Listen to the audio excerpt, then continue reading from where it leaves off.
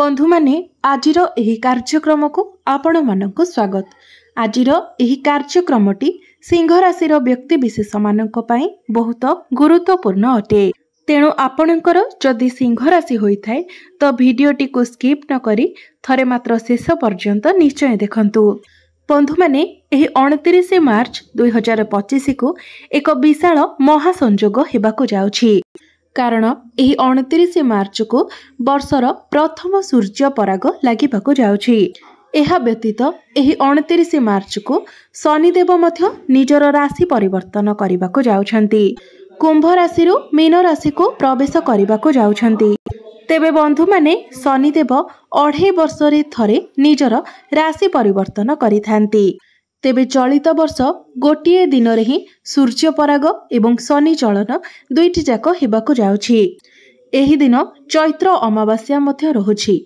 तो 29 मार्च 2025 को जो सूर्य पराग लागिबाकु जाउछि ताहा आमर भारत को दृश्यमान हेबो नाही। तेबे यह भारत रे दृश्यमान नहेले मध्य एहार प्रभाव 12टी जाक राशि उपरे निश्चित भाबरे पड़िबो।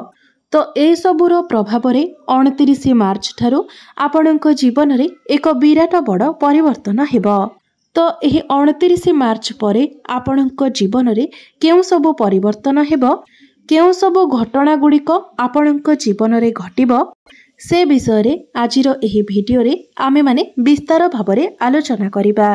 सेथिपाई आपणकर जदि सिंह राशि होइथाय तो वीडियोटी को लाइक करी चैनल टी को सब्सक्राइब करि दियंतु एवं कमेंट बॉक्स रे भक्ति एवं श्रद्धार सहित जय शनिदेव निश्चय लिखंतु। तेबे बंधु माने आसंतु आरंभ करिबा आजिर एही कार्यक्रम को, जहाकी जन्म राशि एवं चंद्र राशि उपरे आधारित अटे। तेबे आसंतु जानि नेबा शनिदेवंकर एही राशि परिवर्तन सिंह राशिर व्यक्ति विशेष मानक पई किपरि रहिबो। तो राशि चक्रर 12 गोटी राशि मध्यरु पंचम राशि हेउची सिंह राशि एवं आपणकर राशि ठारू अष्टम भावरे शनिदेव गोचर करिवे एवं तापरे दीर्घ 2.5 वर्ष पर्यंत शनिदेव आपणकर अष्टम भावरे ही रहिबे एवं सेही 2.5 वर्ष आपणकर शनि 2.5 चलिबो। तो शनिदेव जेतेबेले आपणकर अष्टम भावरे गोचर करिवे तो शनिकर दृष्टि आपणकर दशम भाव, द्वितीय भाव एवं आपणकर पंचम भाव उपरे रहिबो।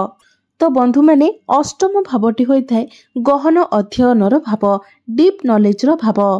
अष्टम भाव को त्रिक भाव मध्य कुहा जाय थाए। एहाकू रोग स्थान बोली मध्य कुहा जाय थाए। अष्टम भावटी होइथाय रिसर्च रो भाव, तंत्र मंत्र रो भाव, अर्थात अष्टम भावटी होइथाय गुप्त ज्ञान रो भाव। तो बंधु माने एहा पूर्वरु 8 वर्ष पूर्वरु आपणकर राशि रे शनि 2.5 लागिथिला, जेतेबेले शनिदेव बिछा राशि रे गोचर करुथिले। तेबे बंधु माने शनिदेव हेउछंती कर्मफलदाता, न्यायरदाता। तो शनिदेव जेतेबेले आपणकर अष्टम भावरे गोचर करिवे तो आपणकर गभीर ज्ञान रे वृद्धि हेबो। आपण सबु जिनिस को भलो भाबरे जानिबा पई चेष्टा करिवे। जेउ बे क्षेत्र रे आपण कार्य करूछंती सेही क्षेत्र रे आपण निजर कर्म को भलो भाबरे बुझिबा पई चेष्टा करिवे, आउरी अधिक गभीर भाबरे सेही कार्य को जानिबार इच्छा रखिबे। शनिदेव हेउछंती आपणकर षष्ठ भावर अधिपति। तो षष्ठ भावर अधिपति होई शनिदेव आपणकर अष्टम भावरे गोचर करिवे, जहा फल रे शनिदेव एठारे विपरीत राजयोगर निर्माण करूछंती। अर्थात शनिदेव आपणको विपरीत परिस्थिति रु मध्य रक्षा करिवे। तो बंधु माने कथा हेउछि जे शनि 2.5 तेबे शनि 2.5 जेतेबेले आसी थाए आपणको उपरे रेस्पोंसिबिलिटी अधिक थाए एवं आपणको एही सब रेस्पोंसिबिलिटी को एक्सेप्ट करिबा को होय थाए। जदि आपणको जहा भी काम आसुछि, आपणको जहा भी दायित्व दिया जाउछि ताको आपण सठिक भाबरे करिनियंती, निश्चित भाबरे आपण निजर कैरियर रे निजर लाइफ रे ग्रोथ करिवे। मात्र जदि आपण ए सब को एक्सेप्ट न करंती, ए सब ठारू आपण दूरे जिबा पई चेष्टा करंती तो निश्चित भाबरे आपणकर एही समय अधगति हेबो।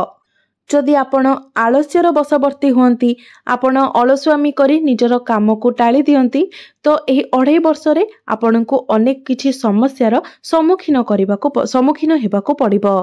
कारण शनिदेव हेउछंती कर्मकारक ग्रह। तो शनिकर अढ़ई जेहेतु आपणकर राशि रे चलुछि तेणु आपणको निजर काम गुड़िक सठिक भाव में करिबार अछि, निजर दायित्व को भल भाव में पालन करिबार अछि। बंधु माने शनिदेव आपणकर अष्टम भाव में रही आपणकर द्वितीय भाव को देखिबे। तो द्वितीय भावटी होइथाय धन, वाणी एवं कुटुंबर भाव। तो आपण निजर वाणी उपरे नियंत्रण रखिबा उचित। आपण जेते शांत रहिबे, नम्र रहिबे, आपणक पई सेते अधिक भल रहिबो। जदि आपण एही शनि अढ़ई मध्यरे निजर वाणी उपरे नियंत्रण रक्षा न करंती तो एहा फलरे आपणकर परिवार रे समस्या सृष्टि होई पारे। कारण आपण माने जानती प्रत्येक आमर जहाँ भी किछि घटना रही थाए तार मूल होई थाए आमर वाणी। आमर वाणी रु ही अनेक किछि घटना घटी थाए। तेणु आपणको आपणक वाणी उपरे नियंत्रण रक्षा करिबार अछि, विशेष करी एही अढ़ई वर्ष पर्यंत। तो बंधु माने सबुठारु गुरुत्वपूर्ण कथा हेउची जे आपणकर निजस्व जन्म कुंडली रे शनिकर स्थिति किपरि रहिछि। जदि आपणको कुंडली रे शनि खराब स्थिति रे थांती, शत्रु क्षेत्र रे थांती किंबा दुर्बल स्थिति रे थांती तो एही अढ़ई वर्ष मध्यरे आपणकर स्वास्थ्य रे अनेक गुड़िए समस्या देखा देबो। आखिरे ज्वलन, डेंटाल इश्यू, स्टमक रिलेटेड किछि प्रॉब्लम, पेट संबंधित किछि समस्या आपणकर देखा दे पारे। एवं जदि आपणकर एपरि किछि समस्या लागि रहउछि तो आपण जानि नेबा उचित जे आपणकर जन्म कुंडली रे शनि दुर्बल स्थिति रे अछंती। मात्र जदि आपणक कुंडली रे शनि उच्च स्थिति रे थांती, मित्र राशि रे थांती, भल स्थिति रे थांती तो आपणकर काम करिबार क्वालिटी रे परिवर्तन आसीबो। आपण निजर काम कार्य को बहुत भल तरीका रे करि परिबे। आपण परिश्रम करिबे एवं परिश्रमर फल मध्य आपणको बहुत भल मिलिबो। कारण शनिकर दृष्टि आपणकर दशम भाव उपरे मध्य रहिबो। तो दशम भावटी होइथाय आपणकर क्यारियर, आपणकर कार्य क्षेत्रर भाव।